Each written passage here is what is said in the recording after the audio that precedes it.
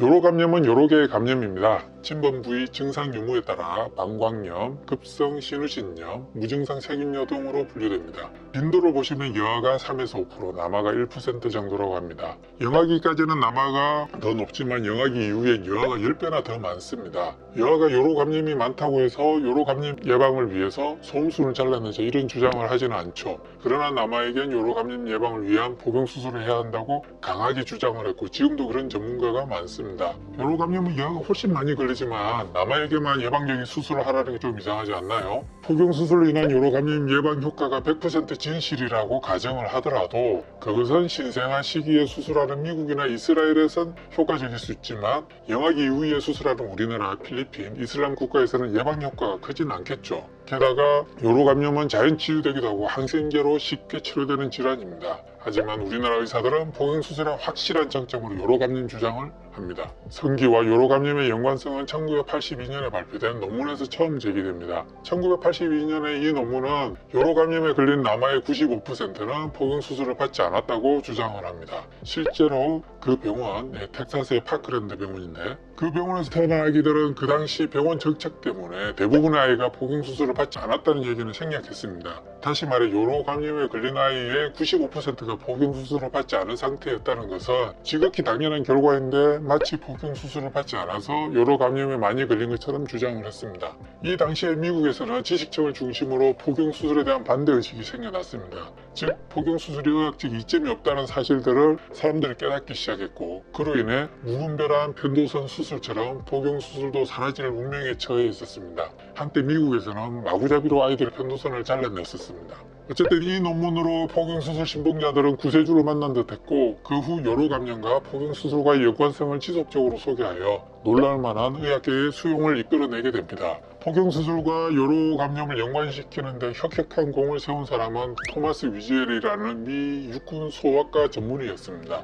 그는 포경수술과 요로 감염과의 연관성에 대해 많은 논문을 썼는데 13만 6천 명의 대규모 표본으로 본인의 논문에 대한 신뢰성을 확보하게 됩니다.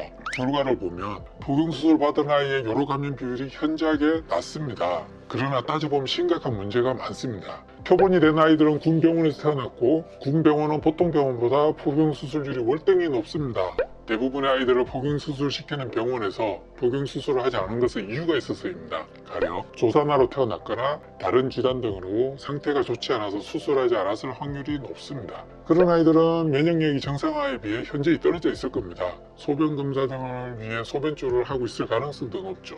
포경수술 받지 않은 아이들을 씻기거나 검사할 때는 포피를 강제로 벗길 확률도 높을 겁니다. 그러면 생식기에 상처를 유발하여 당연히 요로 감염의 위험이 월등하게 높아집니다.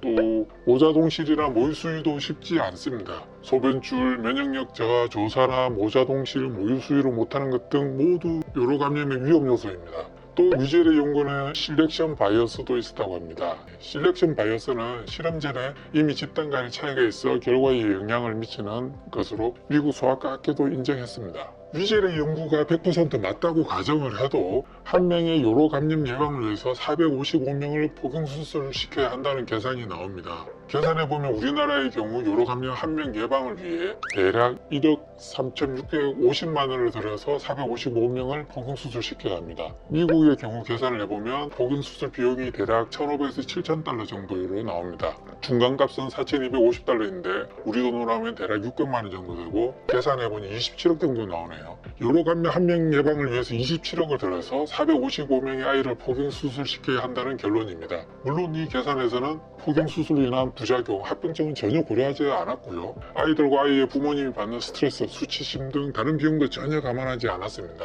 포경수술로 인해서 때로는 사망에 이르는데도 말이죠. 체사르라는 의사는 의학 논문들을 참고해서 포경수술 받지 않은 남아의 요로 감염률이 29%에 이를 경우 포경수술이 정당화될 수 있다고 발표했습니다. 미국의 The National Kidney and Urologic Disease Clearing House라는 기관에서는 요로 감염의 예방이나 치료 목적으로 포경수술을 권하지 않는다라고 명시했습니다. 1996년에 캐나다 소아과학회는 포경수술 받지 않은 경우 요로 감염의 위험도가 10배 높다고 가정하고 분석을 했습니다. 이 분석에 따르면 포경수술 후유증과 요로감염이 거의 같은 수준으로 위험하다고 가정을 할 때 포경수술 합병증의 발생 비율이 1%보다 훨씬 낮아야만 1000명 중 1명에게 이익을 줄 수 있다고 합니다. 게다가 포경수술 자체가 요로감염을 유발할 수 있다고 경고하는 논문들도 많습니다. 이 화면에 있는 이 논문들이 다 그런 논문들입니다. 심지어 이스라엘 논문에서도 할례 직후 요로감염이 많다는 보고를 했습니다.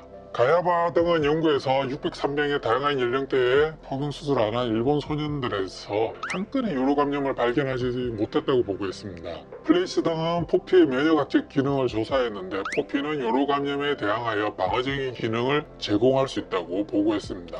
결론적으로 요로감염을 장점으로 내세우는 것은 진실을 왜곡하는 것이고, 특히 대부분 사춘기 미성년자를 대상으로 하는 우리나라의 경우에 더더욱 말이 안 되는 주장입니다. 그건 포경수술 신봉자들이 보고 싶은 것만 보고 자신들에게 유리한 주장은 전혀 검토하지 않고 그대로 수용하기 때문입니다. 미국에서 포경수술이 보편화되면서 포경수술 받지 않은 아이들의 성기관리법을 의사들도 잘 몰랐던 것 같습니다. 3, 4세대 아이들의 포피가 벗겨지지 않으면 강제로라도 벗겨서 기두를 노출시켜야 한다는 자료를 본 기억이 나거든요. 우리나라에서도 어린아이들이 기두 포피염 같은 포피 염증 도구로 비뇨기과를 방문하면 비뇨기과 의사는 포피를 강제로 벗겨서 기두와 분리시키고 치료를 합니다. 물론 그 과정에서 아이들은 상상조차 힘든 끔찍한 고통을 경험하게 되고 병원에 대한 심각한 공포심을 가지게 됩니다. 포피를 벗기고 난 이후의 관리도 아주 어렵습니다. 포바양 커뮤니티에서 가장 많은 질문과 불만 중에 하나가 비뇨기과에 갔더니 아이 포피를 강제로 벗겨서 아이가 너무나 힘들어한다는 것입니다.